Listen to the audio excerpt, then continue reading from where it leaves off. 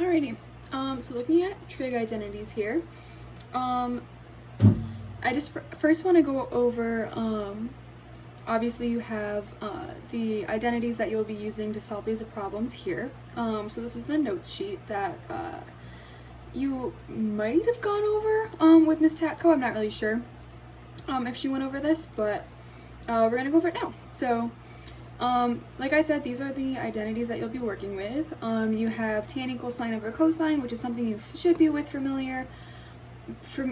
familiar with already, just from filling out your unit circle, finding the tangent values for all those angles you used this formula. You also have what's called the Pythagorean identity, and that's kind of set up because when you look at a triangle, like a right triangle here, if this was on the unit circle,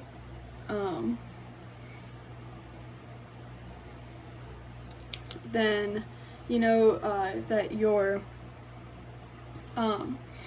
Pythagorean theorem is a squared plus b squared equals c squared. So you can kind of see how sine squared plus cosine squared would equal 1 for a right triangle on the unit circle, because our hypotenuse on the unit circle is usually 1. At least on a basic unit circle it is, so that's 1. And then your two legs, which are your a squared and your b squared, would be your sine value and your cosine value, which is your x and your y values on your unit circle. So that's kind of where we're getting that. You also have these double angle identities. There's a lot of derivations you can do to find out how all of these work.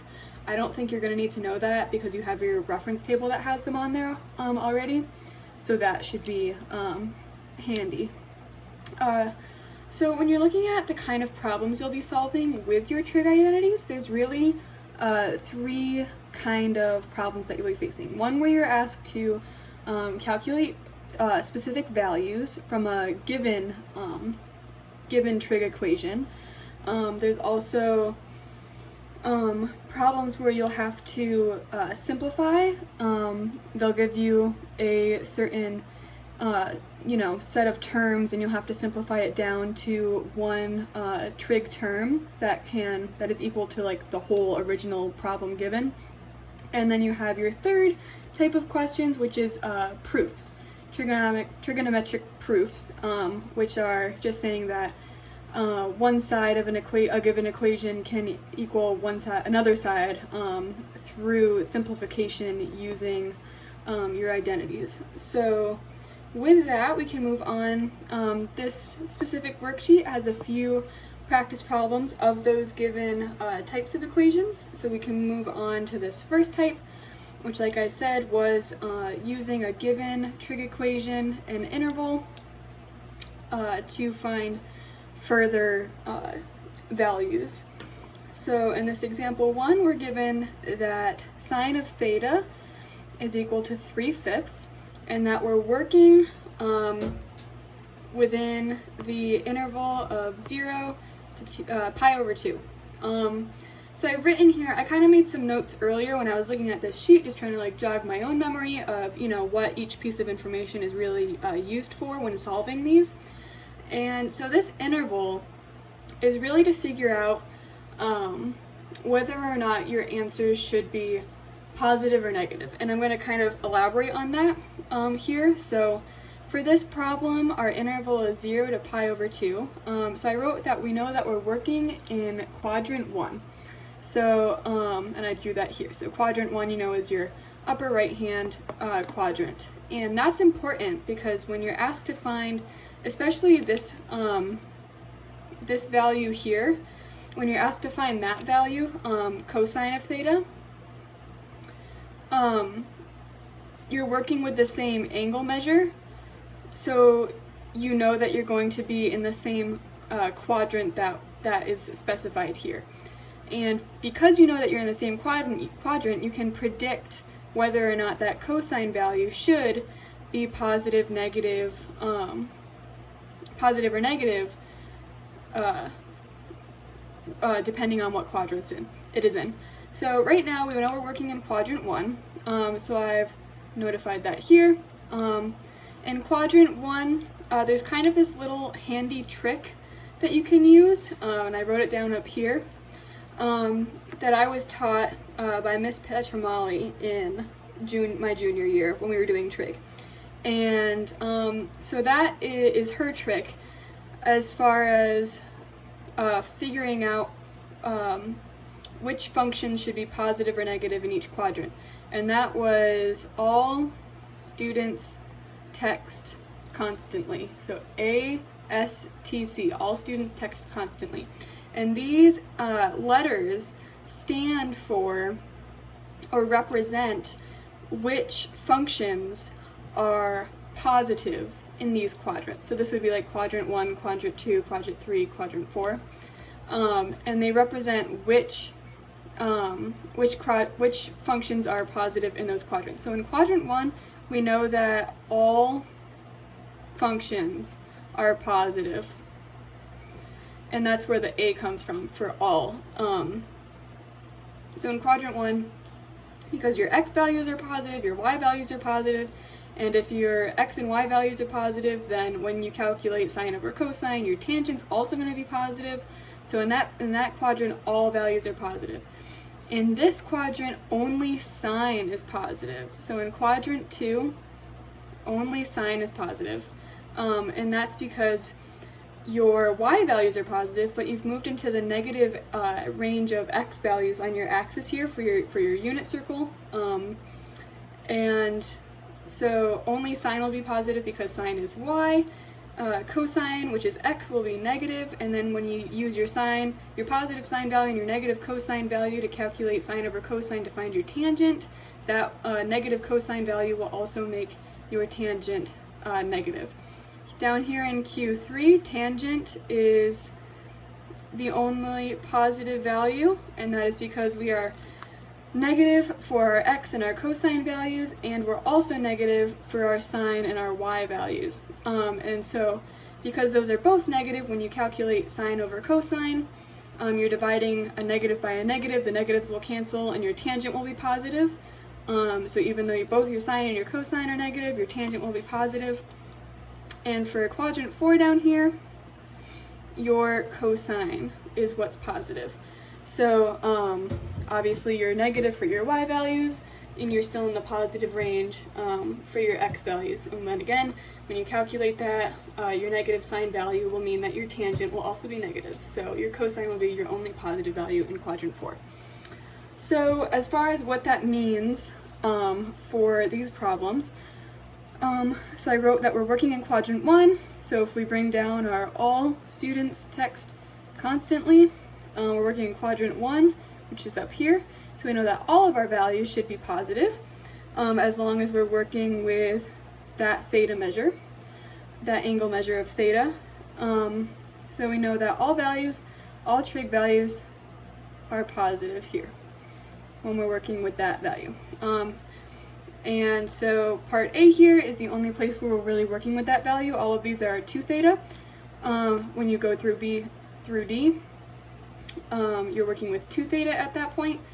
But up here we're just working with theta, and we know that we're in that quadrant 1, so we know that this value that we find should be positive. So when we look to solve this, we kind of find out which of our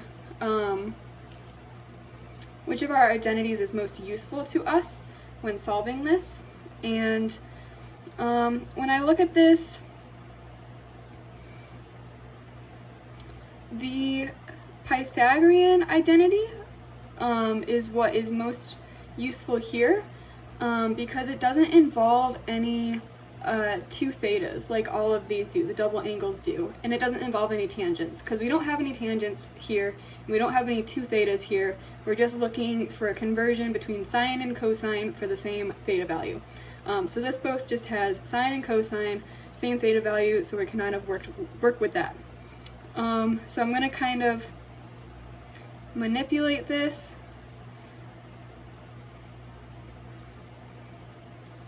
to get our cosine alone.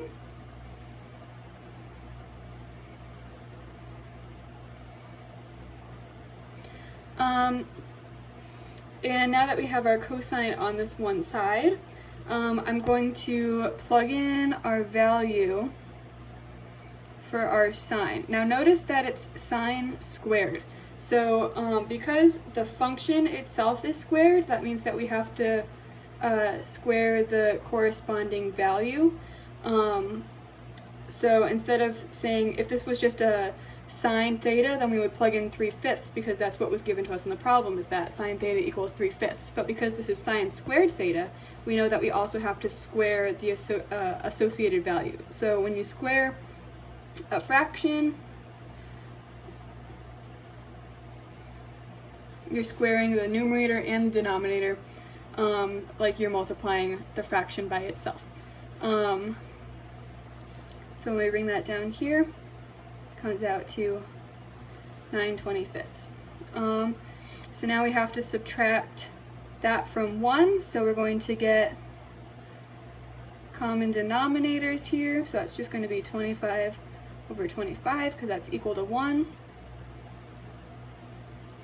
So when we subtract that out, remember subtraction, you keep the denominator but subtract the numerators. You're going to get 16 out of 25. And then when we take the square root of both sides, because we still have cosine squared theta over here, so that's not our final answer yet. We have to get rid of the square over here, so we square root it to cancel that out. When we square it, we get cosine of theta is equal to 4/5. And we know that we did something right, that's a positive answer, and we know that our cosine value with our theta value should also be positive. So moving on to part B now. We're working with 2 theta, so we don't really know positive or negative because it's a different angle measure, 2 theta.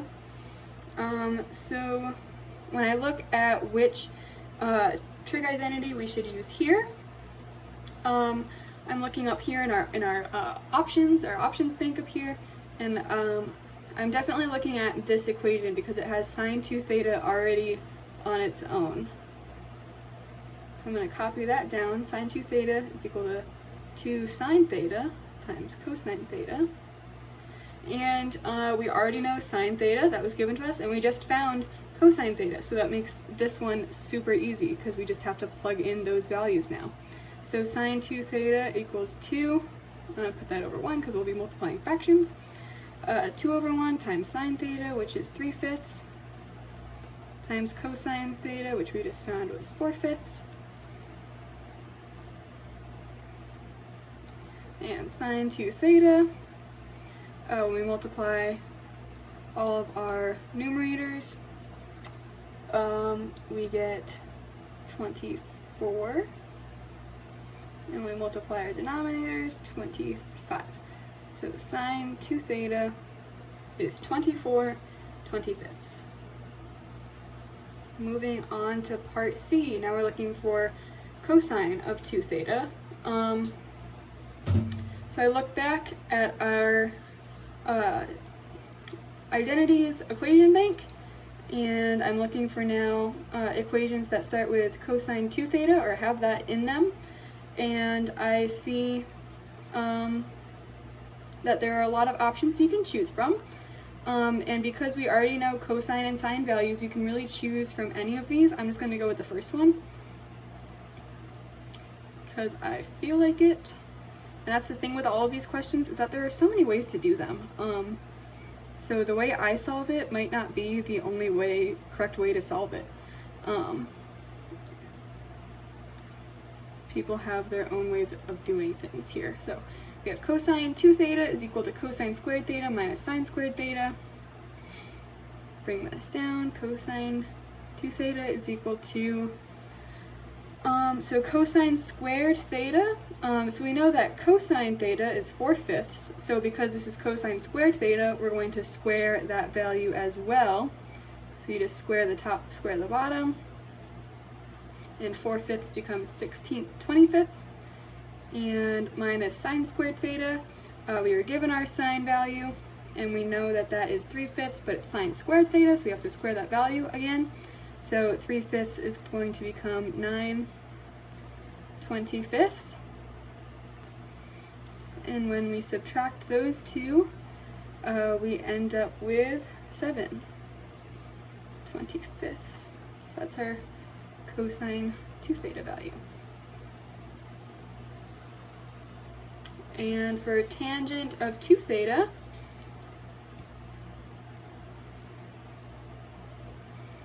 we're going to look to whatever equation has tangent in it, and we only have one of those, so that makes this selection super easy. So tangent of 2 theta, we have to manipulate the sine and cosine terms however we did the tangent term. So we have tangent of 2 theta. We're going to change this from sine of theta to sine of 2 theta, and change this from cosine theta to cosine of 2 theta, so that we manipulated all of those terms the same, and the equation stays equivalent as to how it was given up here. So now looking down, moving on, tangent of 2 theta. So we already know sine of 2 theta. We found that to be 24/25. Put that in parentheses. And now when I divide by cosine 2 theta, I'm really just going to multiply by the inverse, just because I think it looks cleaner that way instead of dividing by a fraction. I think that gets kind of messy, so I'm just going to multiply by the inverse, where I flip the numerator and denominator and just multiply it out that way. So cosine of 2 theta, we found that to be 7/25, so I'm going to put 25 on the top and 7 on the bottom, because we're going to multiply the inverse, and that's just dividing. So our 25s cancel, leave us with 1s there. And for tangent of 2 theta, we're left with 24/7. Alrighty, so that's our first page here.